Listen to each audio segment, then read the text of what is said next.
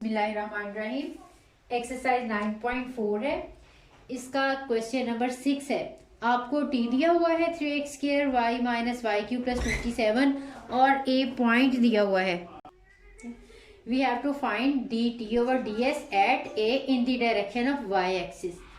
तो सबसे पहले हम D T over D S निकालेंगे। इसके लिए हमें टी के पार्शियल डेरिवेटिव्स लेने पड़ेंगे। इसमें टू वेरिएबल्स हैं एक्स और वाई, तो हमने एक्स के साथ भी पार्शियल डेरिवेटिव लेना है और वाई के रिस्पेक्ट से भी पार्शियल डेरिवेटिव लेना है।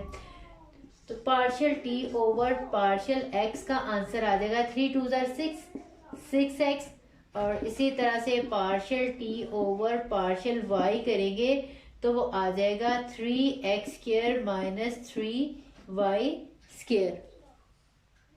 अब हमने क्योंकि ए पॉइंट पे फाइंड आउट करना है तो ये D T over D X at A point क्या बन जाएगा, 6x की वैल्यू है 0 तो ये पॉइंट 0 आ जाएगा। इसी तरह से partial T over partial Y, अगर एट ए चाहे ये पॉइंट लिखते हैं, मैंने ऐसे ही लिख दिया है। इसमें x और y की वैल्यू सब्स्टिट्यूट करेंगे। 3x की वैल्यू 0 है और y की value 1/2 its square, this will be, ये 0 आ जाएगा और ये आ जाएगा -3/4। ठीक है, 1 का स्क्वायर 1 और 2 का स्क्वायर आ जाएगा 4। तो इसका मतलब यह है जो ग्रेडियंट ऑफ टी है, gradient of T is equal to partial T over partial X and partial T over partial Y at point A निकालना था। तो वो आपने ए की वैल्यूज पुट करने के बाद हमारा जो आंसर है 0 एंड -3/4। ठीक है, अब हमने क्योंकि y के अलोंग जो है, ठीक है, in the direction of Y axis, अब वाई एक्सिस के अलोंग हमने निकालना है D T over D S. तो हम क्या करेंगे, अब वाई एक्सिस के डायरेक्शन जो है, ठीक है, वाई एक्सिस के अलोंग जो यूनिट वेक्टर होता है वो जे होता है। ठीक है, एक्स एक्सिस के अलोंग आई होता है, वाई एक्सिस के अलोंग जो यूनिट वेक्टर है वो जे होता है और जो जी एक्सिस के अलोंग होता है वो के होता है।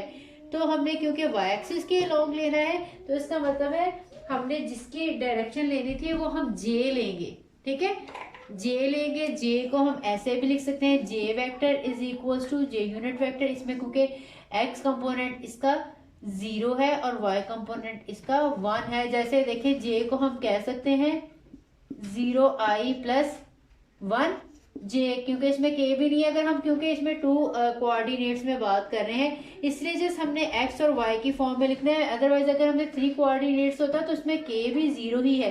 ठीक है, क्योंकि हम 2 कोऑर्डिनेट्स में बात कर रहे हैं तो एक्स का जो आपने कोफिशिएंट है वो 0 लगा दिया, जो जे का कोफिशिएंट है वो 1, इसी जे को इस फॉर्म में लिखा है। ठीक है, तो आपने अब unit vector along Y axis ये मैंने बता दिया। इसके बाद अब हमने D T over D S जो है वो फाइंड आउट करना है। हम लिखेंगे D T over D S will be equal to gradient of T dot J vector divided by J vector की मैग्नीट्यूड।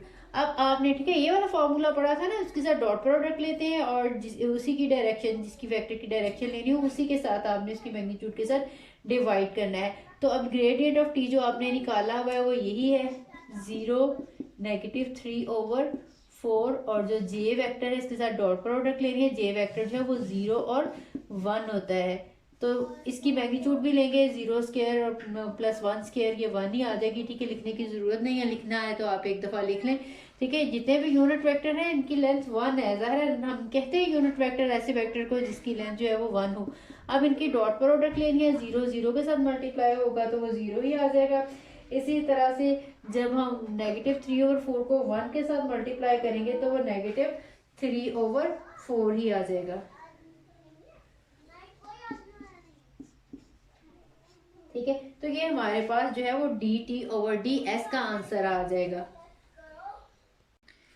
अब हमने डी टी ओवर डिस निकालना है ए पॉइंट पे और इस डायरेक्शन में हम निकालेंगे। इसको हम कोई वेक्टर का नाम यू वी डब्ल्यू कोई भी आप नाम रख सकते हैं। सपोज हमने वी वेक्टर इसको कह लिया, this is equal to 1 and -2। अब हम इसकी डायरेक्शन के अलोंग हम निकालेंगे। तो अब हम इसमें लिखेंगे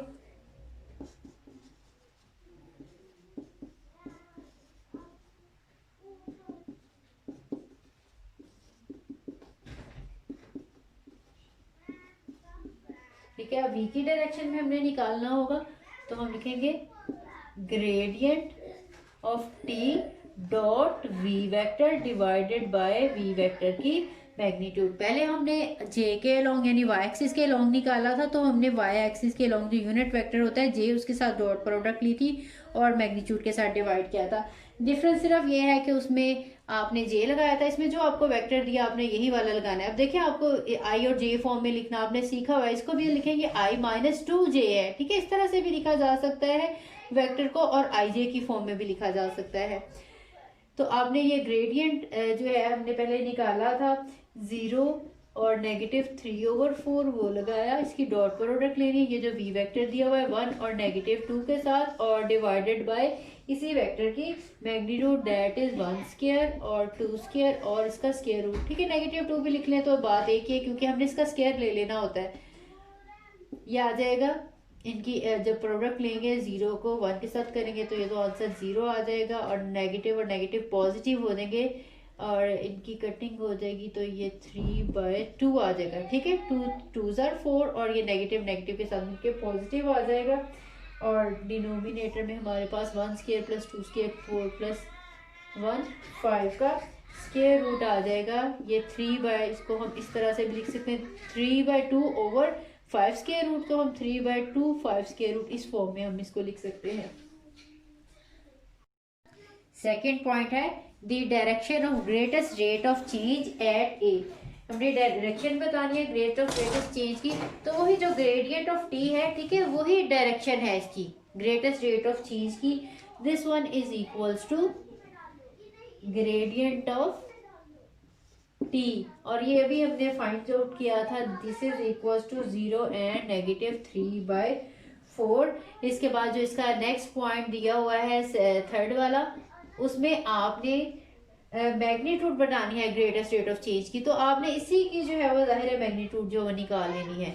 दी magnitude of greatest rate of change, this one is equals to magnitude of gradient of t that is equals to 0 square -3/4 square और स्क्वायर रूट, तो ये 3/4 ही आ जाएगी। ठीक है, 3 का स्क्वायर लेंगे 9, 4 का स्क्वायर 16, अगेन अंडर रूट आपने लेना है, तो ये 3/4 आ जाएगा। इसके बाद इसका फोर्थ पार्ट है direction of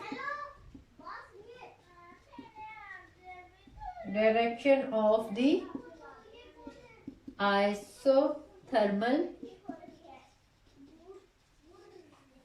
through point A। ठीक है, आपने डायरेक्शन बतानी है। अब देखें ये आपने क्या करना है, जब भी आपने डायरेक्शन ऑफ आइसोथर्मल बतानी है, that is direction perpendicular to gradient of T. जो हमने ग्रेडियंट टी निकाली है इसकी डायरेक्शन के ऑपोजिट होगी। ऑपोजिट आपने कैसे निकालनी है, इसका जो एक्स कंपोनेंट होगा वो आपने वाई कंपोनेंट बना लेना है। ठीक है, और जो वाई कंपोनेंट होगा उसकी हम सिंबल चेंज कर लेंगे। ठीक है, अगर ये नेगेटिव है तो यहाँ पे पॉजिटिव आ जाएगा, पॉजिटिव है तो नेगेटिव आ जाएगा। अगर 3/4 लिखते हैं तब भी बेटर है, लेकिन क्योंकि जब हमने डायरेक्शन बतानी होती है तो जस्ट उसका हम यूनिट वेक्टर जो है वो लिखते हैं। तो इसमें अगर नेगेटिव हो तो आप 1 और -1 या पॉजिटिव और -0 -+1 की फॉर्म में हम लिखते हैं। तो आपने 3/4 नहीं लिखना, अगर नेगेटिव है जो भी वैल्यू होगी तो इसको +1 कर लेना है, अगर पॉजिटिव में कोई भी वैल्यू होती तो उसको हम -1 कर लेते हैं। जो एक्स कंपोनेंट अगर 0 है ये एज इट इज आ जाएगा, ये भी हम 1 की फॉर्म में, अगर कोई और भी होता तो उसको हम 1 की फॉर्म में लगा देते। ठीक है, 0 है तो एज इट इज आ जाएगा, अगर वो नॉन जीरो होगा तो वो 1 की फॉर्म में लिखेंगे। ठीक है, तो ये आ जाएगा 1 और 0। जो क्वेश्चन नंबर 7 है वो भी बिल्कुल इसी तरह से है सारा।